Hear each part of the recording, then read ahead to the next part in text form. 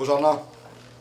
Од пожари, поплави, земјотреси, до ловење змии и спасување мачки од бандери. Долга е листата на нивните обврски и предизвици.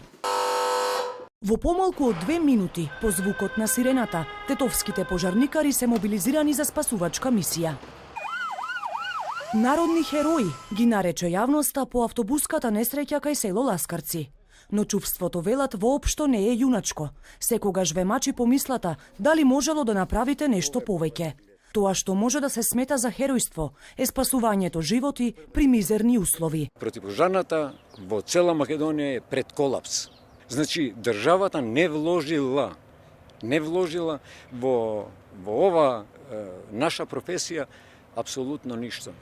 На спасувачката мисија во Ласкарци тргнале со донирана странска опрема. Така работат со децении. Територијалната противпожарна единица во Тетово, освен во оваа општина, работи и уште во 4 други помали општини. Од овие 5 возила кои што им се на располагање, 4 ги добиле преку странски донации, како и најголемиот дел од дивната опрема за спасување. За нивните проблеми се пожалиле кај сите надлежни институции. Тие пак, префрлајки си ја топката, објаснуваат дека колку опрема ќе им дадат, зависи колку пари државата ќе издвои за тоа.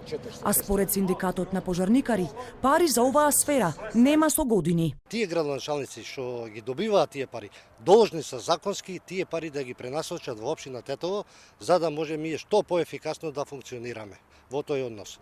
Сега до сега, 13 години, динар нема тие општини пратено во општина Тетово. Интересот кај младите да станат пожарникари е мал, бидејќи просечно земаат по 20.000 денари, немаат лично осигурување, а голем дел од вработените за работеното со децении си го бараат по судови. Командирот Алити искрено стравува дека во случај на поголема непогода, државата нема да има капацитет да реагира. Замислете да имаше тука 200-300 патници. Како ќе постапевме?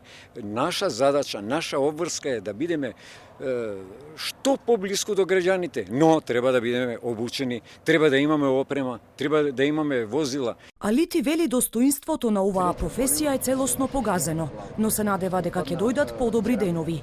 Токму затоа оваа реалност најверојатно нема да им ја каже на децата кои денеска им дојдоа на посета, бидејќи и тој сака да верува во нивниот детски сон, дека еден ден ќе имаат услови да бидат вистински народни спасители.